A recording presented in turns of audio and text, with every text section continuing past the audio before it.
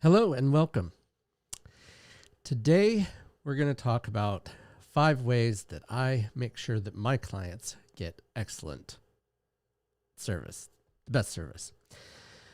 Now, this is actually a hard video for me to do, not because I have a shortage of reasons, but that I have a hard time talking about them. Mainly because I'm not a big fan of patting someone on the back for a good job done just because they say it, right? And there's always that tendency, well, of course, the skepticism that goes with, well, of course you're going to say that because that's you. This is a video about you. But I'd like to think by the time that you've watched this video or that you're watching this video, that you've looked at some of my other videos and you've seen the quality and the advice that I've given you, and you can understand that this video comes from a place of wanting you to pick the best attorney for your needs, not necessarily me. In other words, I care more that you get the best counsel than I care that you hire me for something.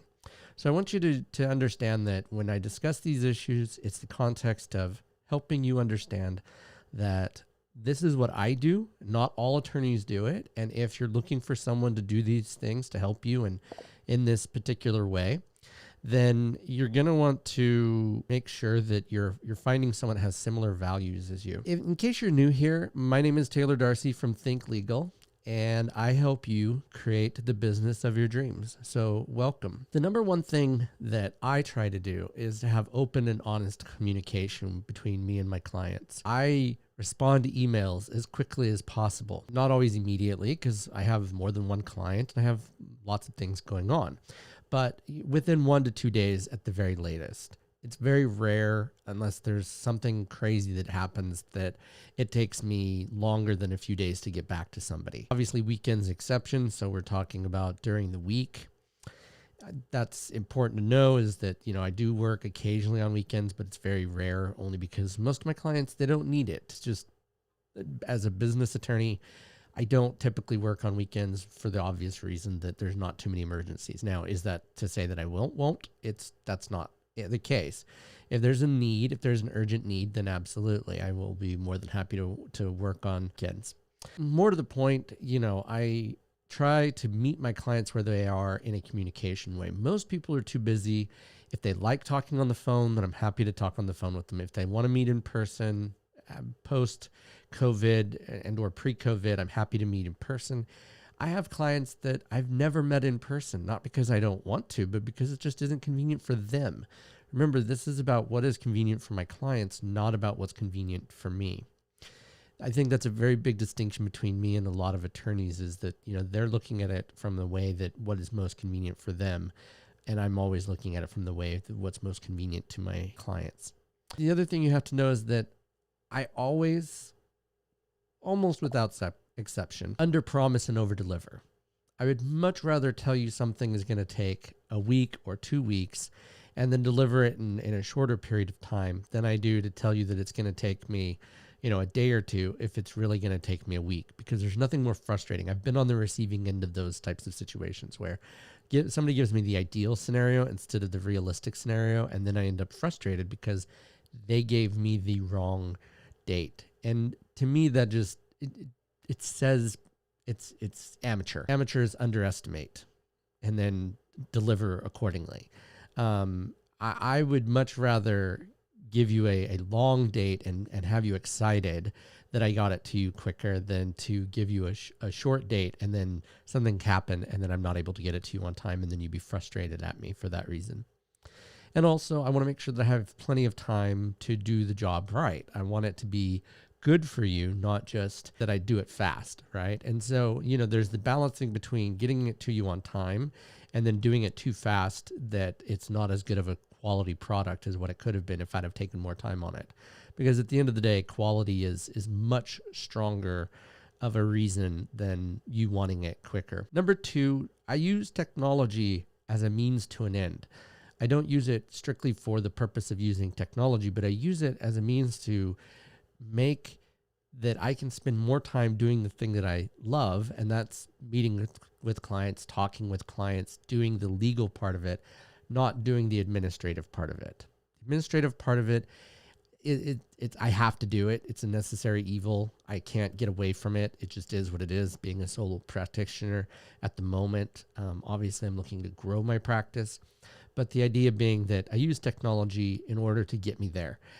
And so you can rest assured that when I'm doing something, if you're receiving it because it's a technological thing, it's because not only am I good at that, okay, I'm excellent at using technology to its best ability, but also because it allows me to do the stuff, the more in-person thing, the stuff that makes it better for you as a person, to help you as a client. The next thing that I do is, or that I have, is empathy. I haven't always been an attorney, and I've been lots of different roles, and so I can empathize with you. I grew up with parents that owned their own business. I own this business currently. And that gives me a unique insight to owning a business, not just being an attorney, not just the law part of it, the struggles that you face, the angst that comes from meeting payroll, the angst that comes from finding the right vendor, or there's so many things that I understand about your life better than most attorneys. An attorney that typically the most common route for attorneys is they go from high school to college and then to law school and then to a legal career.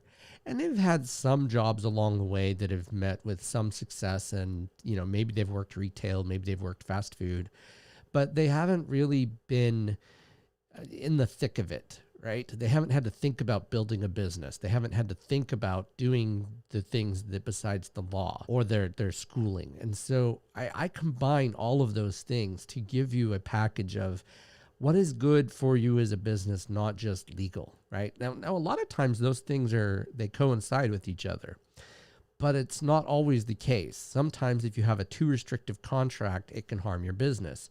Sometimes not having a contract at all can harm your business. So I want you to think about that as far as like other attorneys go. Do they provide the empathy that you need in order for them to understand your unique situation? Do they listen? Are they willing to think about things differently than strictly because based on the law, this is how it's supposed to be? Now, I'm not suggesting that anything should be untoward or illegal. That isn't what I mean by that.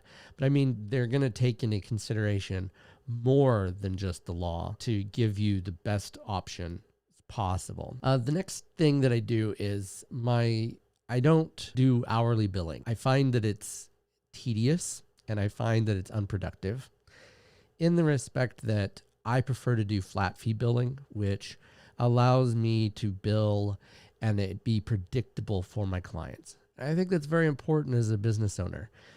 It's frustrating not knowing what your bill is going to be from the get-go. And, litigation exception being the exception, I should say, that's the only time where hourly makes a ton of sense, because the other side could waste a lot of time. And if you underestimate it, then you're working for not the money that you're expecting. That's something to consider when you're doing it, is what are their billing practices? For me, like I said, it's transparent. You know what you're going to pay before I do it. That way there's no surprises, and I don't have to send you a bill later and go, sorry, here's more money that I need because I've worked this extra part of it. The last point of this is that I have as I kind of alluded to about empathy, it comes from a very diverse background. I've done a lot of different careers. I've had a lot of different jobs, and not to the detriment. I didn't find anything that really fit until I became an attorney. But I was a loan officer. I've worked construction. I did fast food. I did retail. I've done taxes. I've done so many different things that I understand what you're going through. I was an administrative assistant. I've done accounting. I've done so many different roles that when I'm discussing ideas and I'm thinking about stuff, I've got a wealth of information in my brain that allows me to give you the best information possible. So I'm not just coming at it from a strictly one perspective. And I've been working with technology since a long time. And I don't necessarily want to tell you my age, but 30 plus years I've been working with technology, and I'm successful at it and I'm good at it. and I enjoy it. And so when I'm talking to you from a technological standpoint, it's not just a layman. I've done tech support, I've done troubleshooting. I've got these tools in my quiver, arrows in my quiver of ideas of how to fix things and how to help things become better. And so I really give you a unique look at the law and, more importantly, at solving your problems, because after all, that's the purpose of hiring an attorney. We aren't here to just bill you. The idea is that you only pay for something when you need it, and in the idea that to solve a problem. And so I have a very, very unique and diverse background when it comes to solving problems. I don't just have one myopic view of here's the law, here's how it's going to be. And it also comes down to people skills, right? I've had to work with lots of different types of people. Sometimes I like them, sometimes I don't. You just have to get used to that. And as a lawyer, I work with people that I may or may not care for sometimes. But getting the job done is more important. Getting a successful resolution is more important. So you have to consider these options or these possibilities when you're hiring an attorney, is who isn't just going to get the job done because they're a pit bull. Who is going to get the job done that's best for you based on the circumstances and the outcome. If you've gotten value out of this video, don't forget to hit subscribe or like and hit the bell icon. If you have any questions, leave them in the comments below, and I'm here to help you. Have a great day.